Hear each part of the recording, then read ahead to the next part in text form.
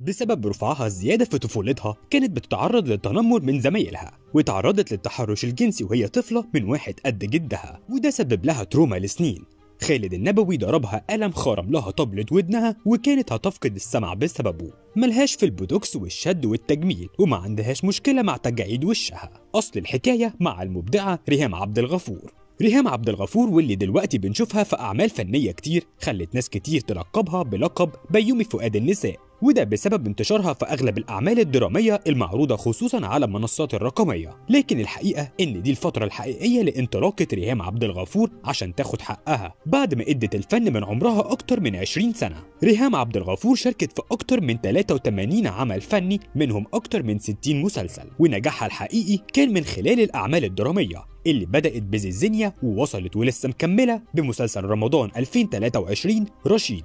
لما تبص لمشوار ريهام هتلاحظ التطور الطبيعي للبنت المصرية، وهتلاقيها عدت بنقطة التحول اللي عدى منها كتير من المصريات اللي تحولوا من شخصية البنت المصرية الخجولة المنطوية للي قادرة على التحدي وعلى المواجهة. فريهام طول عمرها كانت بنت خجولة وعاشت طفولة فيها نسبة كبيرة من الخجل وانعدام الثقة بالنفس، واللي كان ليهم أسبابهم بسبب رفعها الزيادة في الطفولة واللي خلاها تتعرض للتنمر من زمايلها. ويمكن انطواء وخجل ريهام لفترة كبيرة من حياتها كان سببه تعرضها للتحرش الجنسي من شخص في عمر جدها أثناء طفولتها، وده اللي أثر فيها نفسيا لفترة طويلة لحد ما قدرت تتحرر من الموقف ده بأنها تعبر عنه وتحكي بعد ما عدت الثلاثينات من عمرها. التركيبة النفسية والوراثة الفنية لريهام عبد الغفور لأنها ابنة الفنان أشرف عبد الغفور هي اللي شكلت الفنانة اللي قدامنا دلوقتي، واللي قدرنا نشوفها في أدوار مختلفة من الأدوار الرومانسية والطيبة للأدوار القادرة والشريرة. واللي ساهم في نجاح ريهام هو صدقها في التعبير للدرجة اللي كانت هتخليها تفقد سماعها تماما.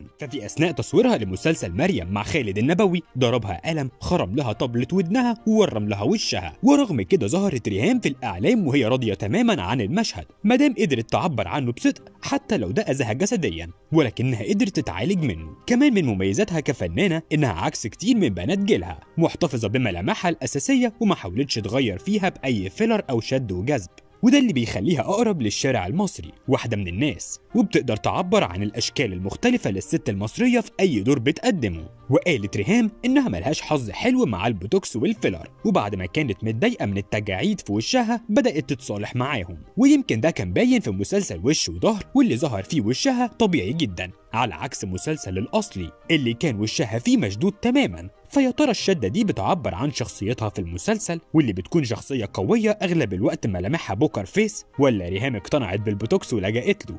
ده اللي هيبان من أعمالها الجاية واللي هنفضل مستنيينها، عشان بالرغم من تاريخها الطويل إلا إن الجمهور لسه مشبعش منها ومستني منها أكتر بكتير من كل اللي فات. ودي كانت نهاية الحلقة، وما تنساش تعمل لايك وشير للفيديو وتشترك في الصفحة عشان يوصلك كل فيديوهاتنا الجديدة.